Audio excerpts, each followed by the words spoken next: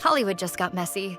Robert De Niro just had a complete meltdown after Mel Gibson did something we couldn't even imagine. It happened with a collab for a $50 million movie, but it came out as Hollywood's biggest fight. But what happened exactly? Let's break it all down. This project was going to be huge. In fact, it was going to cost over $50 million just to make. A big budget affair featuring two of Hollywood's finest. Then, boom, Gibson left. No warning, no drama, just gone. At first, people were really confused. Why would he walk away from such a huge paycheck and a big movie? Then the truth came out. Gibson was not just withdrawing from the movie, he was withdrawing from everything that it stood for. The script was political and agenda-oriented. It wasn't about telling a story. It was more about pushing a message. Are you anti-Semitic? No, of course not.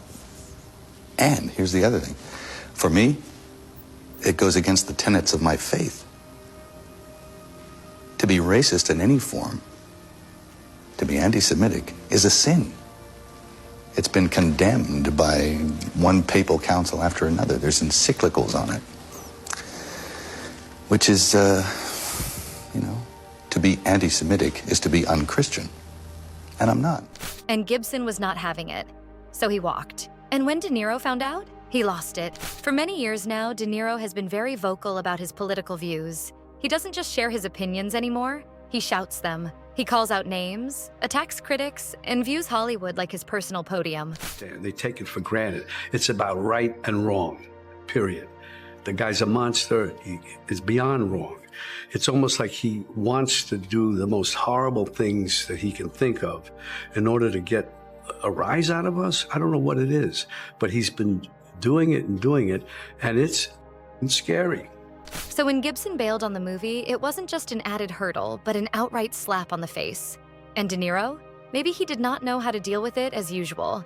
Instead of staying quiet, he made it worse by going into a full-fledged meltdown. More interviews, more speeches, more finger-wagging. It was like he was trying to prove something, that he was still relevant, still respected. But there is one major problem. The people have gotten tired of it.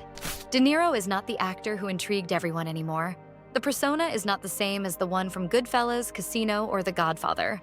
Now, he's just another Hollywood loudmouth. The fans are over it. For years, De Niro was untouchable. Studios fought to cast him, directors wanted him as the hero, and fans would worship him. Stanwyck, but really? The second time I saw Robert De Niro, I said to myself, that's the kind of actor I want to be. That's what I want to do. Now, however, things are changing. His last few films flopped.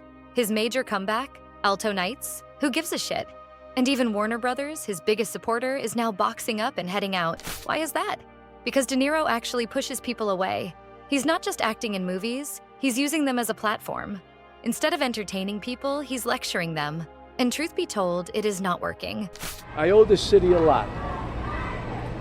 And that's why it's so weird that Donald Trump is just across the street. Because he doesn't belong in my city. But around the country, people who didn't know him, as we did, started to support him. They bought into his bullshit. Trump bought their votes with outrageous lies. Movies are for good stories, not for political sermons. And right now, Hollywood is starting to realize that. Mel Gibson doesn't bother to hide it, let's be honest. He has always spoken and acted boldly, unfiltered and unapologetically. And this time, he sent a clear message. He didn't only turn his back on the movie, he made it very clear to everyone why. He was not going to pretend to be in a preachy Hollywood project. He was not going to sell out.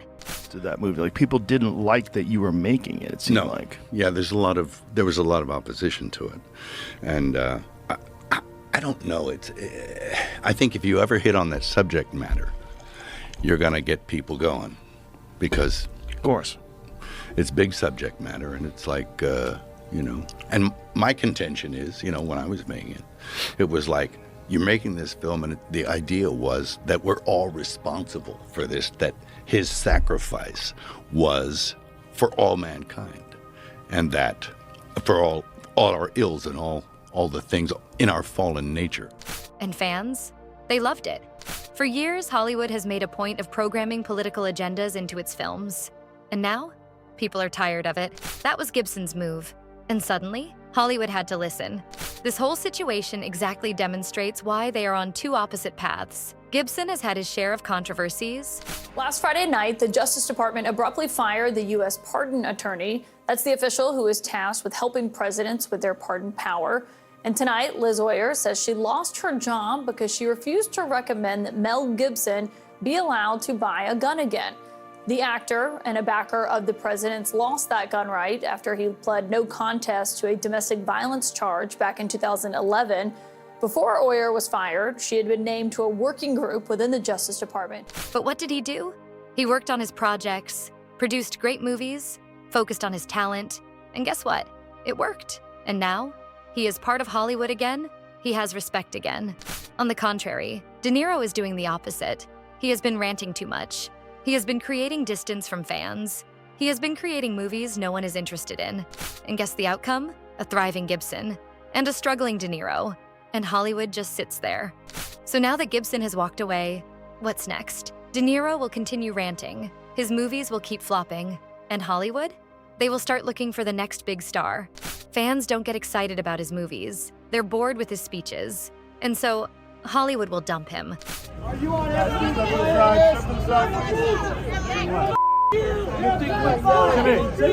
We step to the side right here. You're not going to intimidate. That's what Trump does, to try to intimidate. Honestly, when you get down to it, those days of glory when De Niro was golden are long gone. He is not the legendary person he used to be. He's now the guy that wouldn't stop shouting. I'm going to say one thing. Trump.